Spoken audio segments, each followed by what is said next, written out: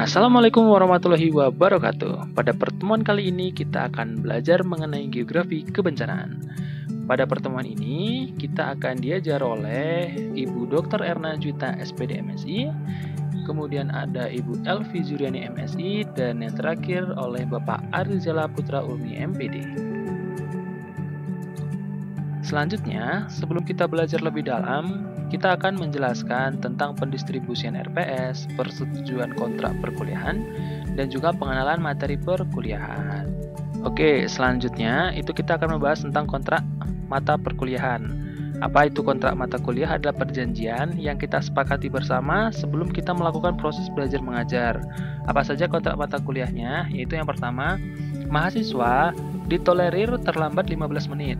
Setelah lewat 15 menit masuk, maka mahasiswa tersebut akan diberikan punishment atau hukuman berupa mencari artikel untuk bahan bacaan ya perkuliahan untuk pertemuan yang selanjutnya.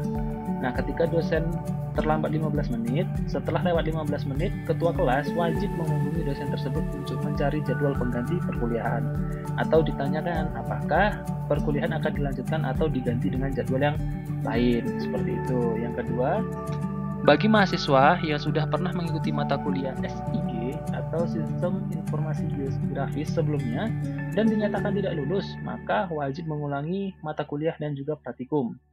Mahasiswa hanya boleh absen. Nah, ini paling penting.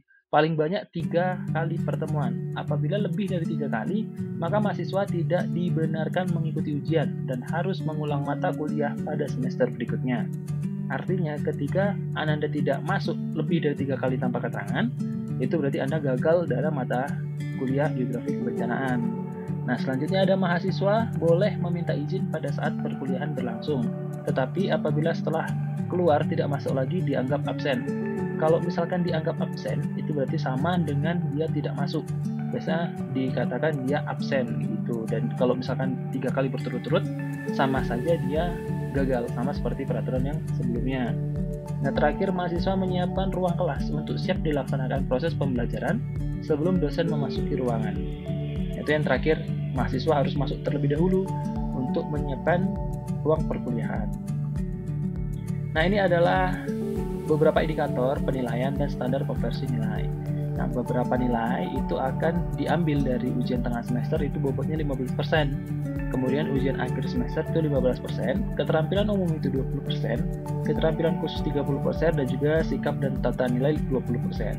Artinya tidak melulu di beberapa indikator saja, melainkan ada 5 indikator untuk mendapat nilai tertinggi, yaitu nilai A dengan total nilai 81 ke atas, ya lebih dari 81.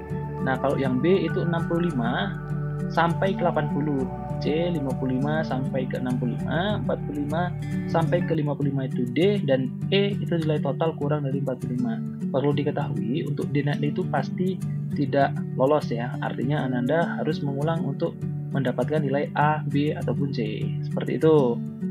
Selanjutnya itu tentang pengenalan materi. Nah, sebelum kita belajar lebih dalam, nah kita akan membahas terlebih dahulu kulitnya atau luarnya secara dasar.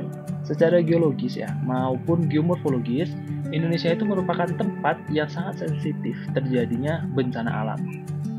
Bencana alam yang dasarnya merupakan konsekuensi logis dari kombinasi aktivitas alami dan juga aktivitas manusia. Nah, yang alami apa saja? Misalkan longsor kan, banjir, gempa bumi, tsunami, letusan gunung berapi, itu merupakan contoh bencana alam yang setiap saat akan mengancam wilayah Indonesia.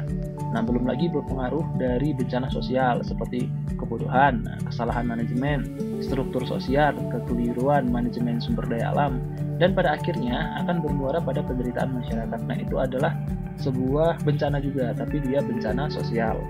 Nah, melihat kenyataan tersebut, diperlukan upaya terobosan agar masyarakat itu dapat familiar dengan sebuah bencana. Maka, kuliah mitigasi bencana merupakan salah satu usaha untuk menjawab permasalahan di atas. Melalui mata kuliah ini akan dikaji penyebab bencana itu apa, jenis bencananya itu apa saja, antisipasi yang perlu dilakukan, pemetaan wilayah rawan bencana, serta upaya rehabilitas daerah terdampak bencana.